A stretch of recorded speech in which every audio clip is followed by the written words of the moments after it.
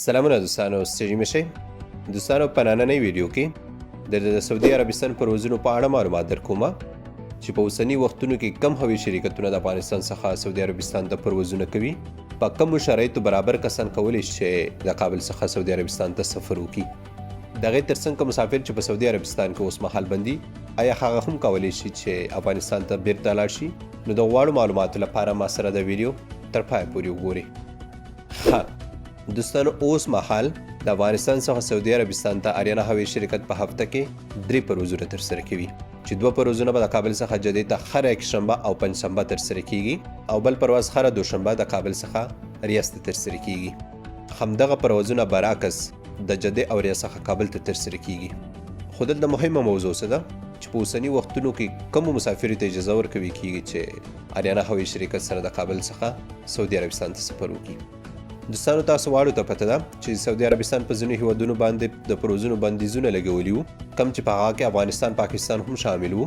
هغې نه وروسته دوی یادو هیوادونو مسافرو ته اجازه ورکړه، خو هغوی لپاره دوی ځانګړي شرایط ایښودي دي چې په دغه شرایطو برابر کسان بیرته کولی شي چې افغانستان، پاکستان یا ځینې نور هیوادونه چې دوی پې بندیز لګولی وو کولی شي چې بیرته سعودي عربستان ته لاړ شي. چې په هغه شرایطو کې یو تر ټولو نه مهم هغه دی چې باید یادو کسانو په سعودي عربستان کې واکسین مکمل کړي وي. هغې نه پس کولی شي که چیرې افغانستان نه هم دی ځي ډایرکټ سعودي عربستان ته تللی شي، او که پاکستان نه هم ځي نو دوی سعودي عربستان ته تللی شي. چون یاد قانون لا هم جریان لري او معلومه نه ده چې دا به کله ختمیږي. نو همدې قانون ته په کاتو سره آریانا هوایي شرکت صرف هغو کسانو ته اوس مهال اجازه ورکوي چې د دوی سره کابل څخه جدې ته یا د کابل څخه ریاض ته سفر وکړي، کوم چې په سعودي عربستان کې واکسین مکمل کړي وي. دغې ترڅنګ باید یاد واکسین په توکل نن اپلیکیشن کې هم اپروو شوی وي، د ویزه کې باید وخت وي او د رخصتۍ پرچه کې باید وخت وي. نو په دغو شرایطو برابر کسان په اوسني وخت کې کولی شي چې آریانا هوایي شرکت سره د کابل څخه سعودي عربستان ته سفر وکړي. په تېره ویډیو کې ما ویلي و چې کامیر هوایي شرکت وایي چې دوی به د 20 تاریخ باندې یو پرواز د کابل څخه جدې ته ترسره کړي، کوم چې به هغو کسانو ته اجازه پکې ورکړی شي چې چا واکسین په افغانستان، پاکستان کې مکمل کړي دي یا یو ډوز واکسین په سعودي عربستان کې کړي او بلې په وطن کې. نو دوستانو، چون هر چا سره اندېښنه وه چې کامیر ریاض پرواز ته به اجازه ورکړی شي او که نه، نو همدغه اندېښنه په حقیقت بدله شوه. کوم چې کامیر هوایي شرکت ویل چې موږ به د 20 تاریخ باندې به کابل څخه جدې ته پرواز وکړو، هغه پرواز لغوه شو، هغه ونه شو. ولې چې دوی خو کسانو ته هم پکې ټکټونه ورکړي وو چې وطن کې واکسین مکمل کړي وو.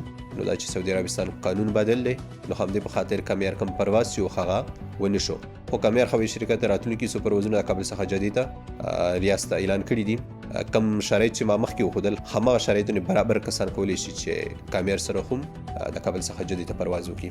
د یادو هوایي شرکتونو والا سره ښه مسافر چې اوس مهال په سعودي عربستان کې بندي یا دوی غواړي چې خپل ملک ته لاړ شي، هغه هم کولی شي چې د سعودي عربستان نه بیرته خپل وطن ته راشي.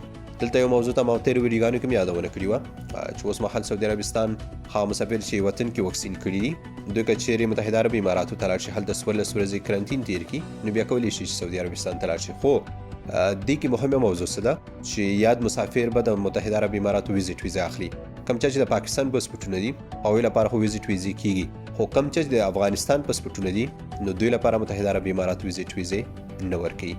یاد مسافر به نور هم انتظار کوي تر څو یادو پروازونو په باره کې کم نوي څه راشي.